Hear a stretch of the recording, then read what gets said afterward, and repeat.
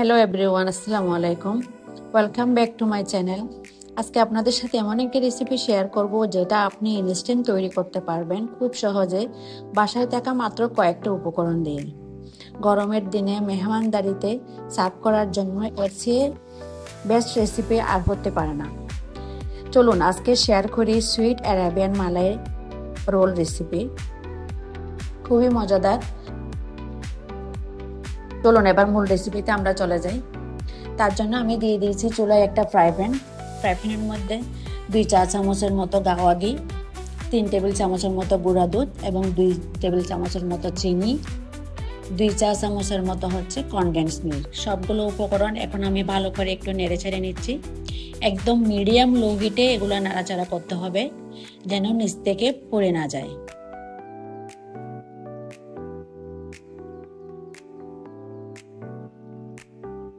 এভাবে সবগুলো নাড়াচাড়া করার পর এখন আমি একটা কাপের মধ্যে ফুল ক্রিম নিয়েছি, সাথে এখানে দিয়েছি আমার হাফ কাপের মতো দুধ, ফুল ক্রিম এবং সাথে ওখানে ছিল আপনার 2 চা চামচের মতো কর্নফ্লাওয়ার। সবগুলো একসাথে দিয়ে আমি নেড়ে চেড়ে নিচ্ছি। এভাবে নাড়তে নাড়তে এমন একটা টেক্সচার চলে আসবে, দেখলে আপনারা বুঝতে পারবেন যে একটা ক্রিমি ভাব চলে আসবে। সাথে দিয়ে দিলাম আমি 2টা এলাচ এবং এক টুকরা দারচিনি।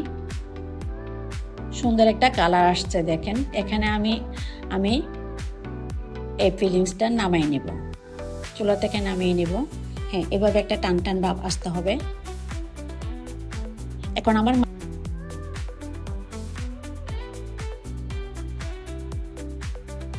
এখন আমি দিয়ে দিয়েছি ফ্রাই প্যানের মধ্যে 1 কাপের মতো গরুর দুধ। হ্যাঁ, এখানে দিয়ে দিচ্ছি আমি সাফরান দেওয়াতে দুধের মধ্যে সুন্দর একটা কালার আসবে এবং সুন্দর একটা অ্যারোমা আসবে। সাফরানের গুণাগুণ তো অনেক বেশি, এটা শরীরের জন্য খুবই ভালো এবং ত্বকের জন্য খুবই ভালো। এগুলো একটু হালকা মিডিয়াম আছে আমি নেড়ে ছেড়ে নিচ্ছি। এখন আমি সাথে দিয়ে দিব একটা কাপের মধ্যে আমি 2 চা চামচের মতো কাস্টার্ড পাউডার নিয়েছি। এগুলো আমি গুলে দুধের সাথে মিক্স করে নিচ্ছি। এদিকে দেওয়ার সাথে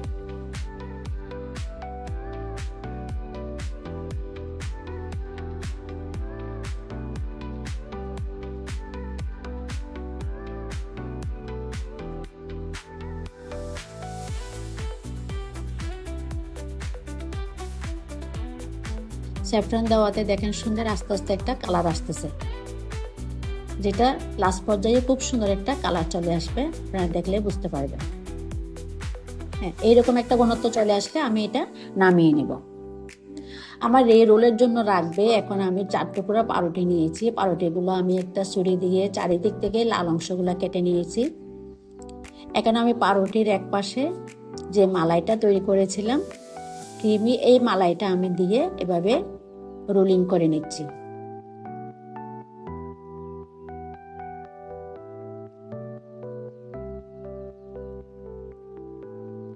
খুব সাবধানে বড়তে হবে যেন পাউরুটিটা যেন ফেটে না